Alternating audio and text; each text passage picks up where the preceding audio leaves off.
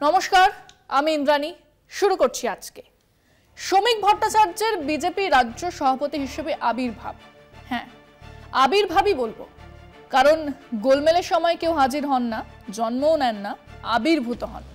কিন্তু সেটা একদিকে যতটা তাৎপর্যপূর্ণ, অন্যদিকে ততটাই প্রতীকী এক গোলযোগে জর্জরিত, বিভাজিত, জনভিত্তিহীন দলের নতুন তাস খেলার।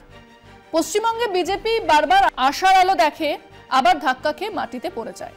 2019 লোকসভায় পাওয়া 18টি আসনের ঘোড়ায় চেপে 2021 বিধানসভা দখলের স্বপ্ন দেখেছিল বিজেপি, কিন্তু বাস্তবে তারা গড়িয়ে গিয়েছিল মাটিতে।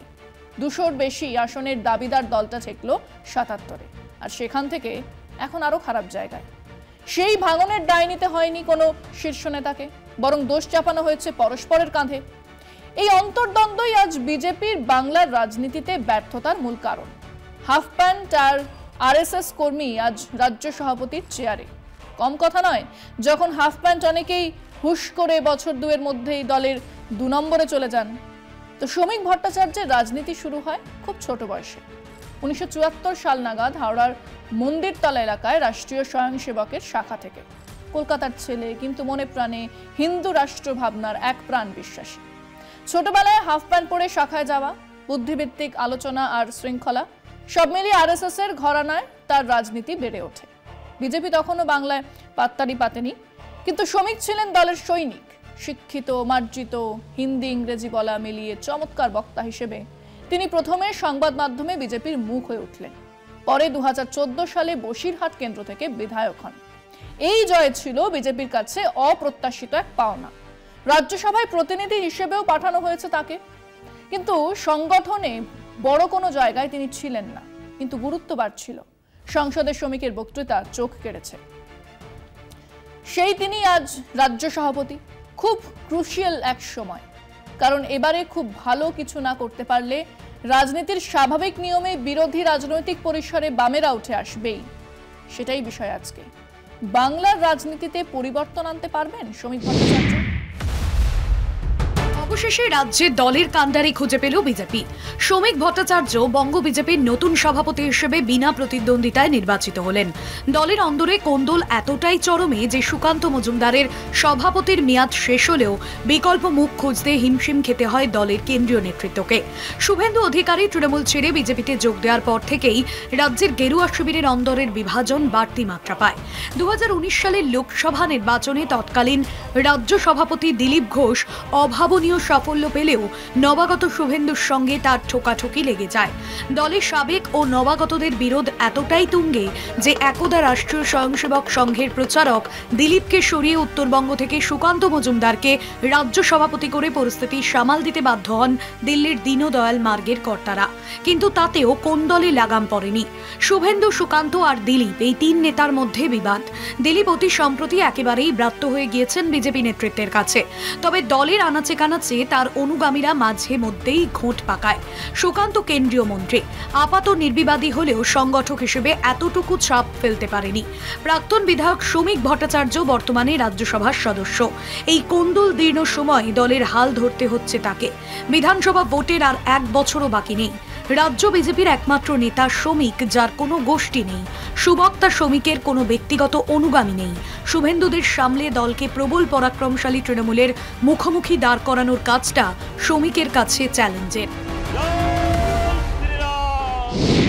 শ্রমিক ভট্টাচার্যের হাতে দলের দায়িত্ব।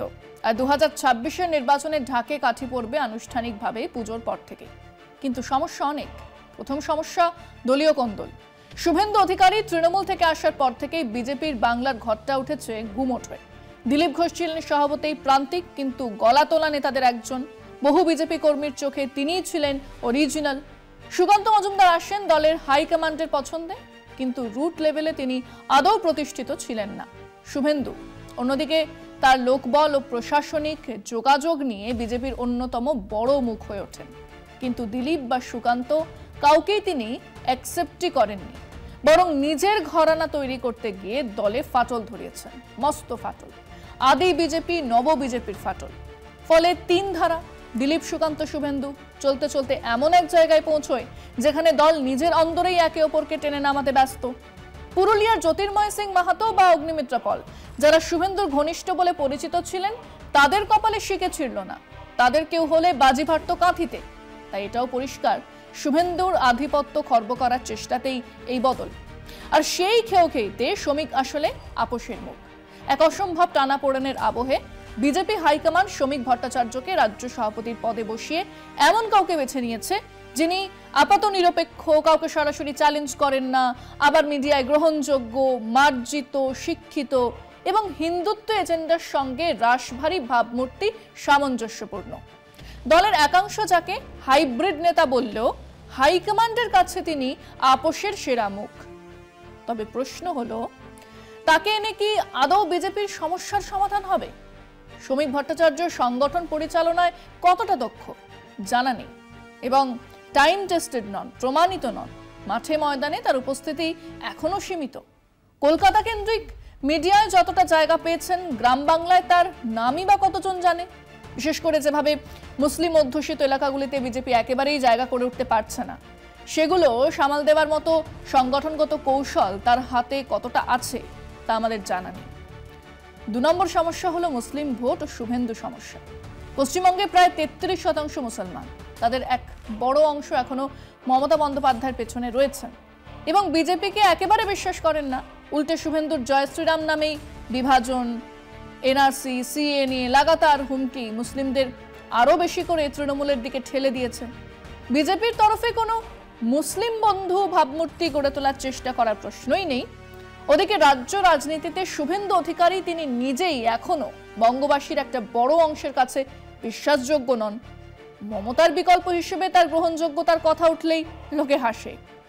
হতেই পারে দলীয়ভাবে তিনি নিজের বৃত্তে জনপ্রিয়, কিন্তু পুরো রাজ্যে তার গ্রহণযোগ্যতা এখনো নেই। এই গন্ডলকে, শুভেন্দুর এই অহংকে শ্রমিক ভট্টাচার্য সামলাবেনই বা কি করে? আমরা আমাদের দর্শকদের প্রশ্ন করেছিলাম। সুকান্ত মজুমদারের বদলে এবারে বিজেপি রাজ্য সভাপতি হলেন শ্রমিক ভট্টাচার্য। তিনি কি বদলাতে পারবেন বিজেপির দিন? তার নেতৃত্ব কি পালাবদল সম্ভব? শুনুন মানুষজন। প্রথমেই আমি শ্রমিক ভট্টাচার্যকে শুভেচ্ছা জানাবো রাজ্য নতুন বিজেপির সভাপতি হওয়ার জন্য। এখন পশ্চিমবাংলায় যা পরিস্থিতি, দিন বদলাতেও পারে আবার নাও পারে। মাননীয় মুখ্যমন্ত্রী যে হারে প্রকল্পগুলো করেছেন, বরিশালে বিধায়ক ছিল, তারপরে বারে সে ভোটে হেরে গেছে, মানুষের কাছে তার গ্রহণযোগ্যতা নেই।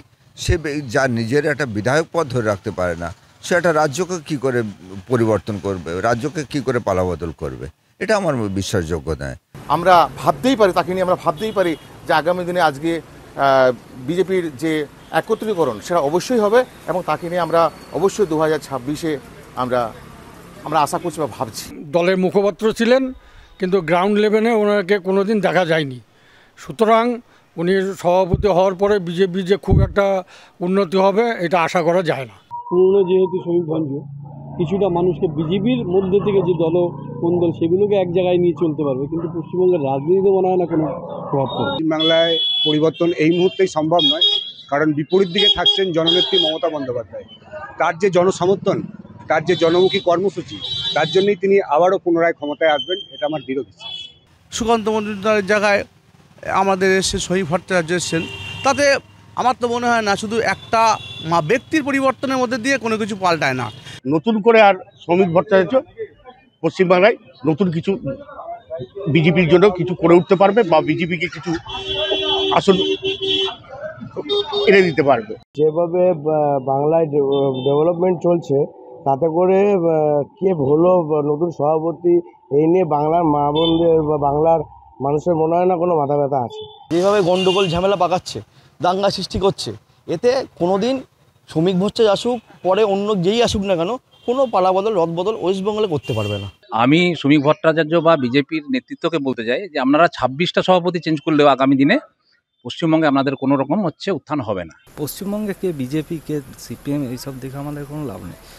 আমাদেরকে সাধারণ মানুষদেরকে যেটা সুবিধা দিচ্ছে তৃণমূল সরকার, সেটাই আমাদের কাছে অনেক বড়। সেনাপতি অভিষেক বন্দ্যোপাধ্যায় প্রত্যেকটা জন্ম থেকে মৃত্যু পর্যন্ত প্রত্যেকটা প্রকল্প ঘরে ঘরে পৌঁছে দিচ্ছে। অতএব শ্রমিক ভট্টাচার্য আসুক বা যেই আসুক, তাতে পশ্চিমবাংলায় কোনো প্রভাব পড়বে না। এই নাটক দেখিয়ে পশ্চিমবঙ্গের মানুষকে বোকা বানাচ্ছে। এইসব বিজেপিতে কি আসলো কে গেল, সাধারণ মানুষের কোনো উন্নতি হবে না, এটা পরিষ্কার। আমরা দেখছি যে বিজেপির যারা অনেক আগে যারা পশ্চিমবাংলার দায়িত্বে ছিল, আজকে তাদের থেকে শ্রমিক ভট্টাচার্য এমন কিছু উন্নয়ন করতে পারবে না, পশ্চিমবাংলার মানুষের আশা বিশ্বাস আনতে পারবে না। মুখ্যমন্ত্রী মমতা বন্দ্যোপাধ্যায় যেভাবে উন্নয়ন করেছেন, সেই উন্নয়নটা সাধারণ পাবলিক দেখেছে এবং সেটা লক্ষ্য করে ভোট হবে। তৃণমূল কংগ্রেসের উন্নয়ন যা হয়েছে সেটার উপরেই ভোট হবে, অন্য কিছু নাই, অন্য কোনো দলের কোনো কিছু নাই এখানে। শ্রমিকবাবু আসুক, চাই তথাগত বাবু আসুক কি দিলীপ বাবু আসুক, আমাদের কোনো আপত্তি নেই, সেটা দলীয় প্রক্রিয়ার মধ্যে পড়ে। আরে মশাই 26-এ কি দেখাবেন? আগামী 26-এর পরে এরকমভাবে 31 আসবে, আগামী 31-এর পরে আবার 36 আসবে, এই করে করে আপনারা শুধু মুখে বুলি বড়িয়ে যান। আর এই ধর্ম নিয়েই রাজনীতি করুন আপনারা। শ্রমিক যখন দায়িত্বে এলেন তখন সবথেকে বড় সমস্যা নিচুতলার কর্মী হারিয়ে গিয়েছে, বসে গেছে। বিজেপির নিচুতলার সংগঠন আজ প্রায় ভেঙে পড়েছে। যারা 2019-21-এর মধ্যে উঠে এসেছিল তাদের অনেকেই আজ দলে নেই। দলীয় কর্মীদের মধ্যে হতাশা, অভিমান, অবহেলার অভিযোগ, মনোনয়ন ও পদ বন্টনে পক্ষপাতিত্ব, এসব মিলিয়ে এখন বিজেপি অনেকটাই দলছুট মনে হচ্ছে। শ্রমিক ভট্টাচার্য নিঃসন্দেহে মার্জিত, শৃঙ্খলাবদ্ধ, শিক্ষিত নেতা, কিন্তু তার নিয়োগ আসলে এক আপৎকালীন সিদ্ধান্ত। দিলীপ, শুভেন্দু, সুকান্তর ক্ষমতার টানাপোড়েন সামাল দিতে এমন একজন নেতার প্রয়োজন ছিল যিনি বিতর্ক এড়িয়ে চলতে পারেন। কিন্তু পশ্চিমবঙ্গে বিজেপির সমস্যাটা এতটাই গভীর, দলীয় বিভাজন, গ্রহণযোগ্য নেতার অভাব, নিচুতলার বিস্ফোরণ, মুসলিম ভোটের দুর্ভেদ্য দেওয়াল, যে কেবল একজন সভাপতি বদলালেই তা কাটবে না। শ্রমিক ভট্টাচার্য সেই ভাঙা নৌকো নিয়ে কতদূর যেতে পারবেন তা ভবিষ্যতের হাতেই ছেড়ে দেওয়া যাক। কিন্তু নতুন কেউ দায়িত্ব নিলে তাকে অভিনন্দন তো জানাতেই হয়। অভিনন্দন শ্রমিক ভট্টাচার্য। আজকে এ পর্যন্তই। দেখতে থাকুন কলকাতা টিভি, রাত দিন 7 দিন।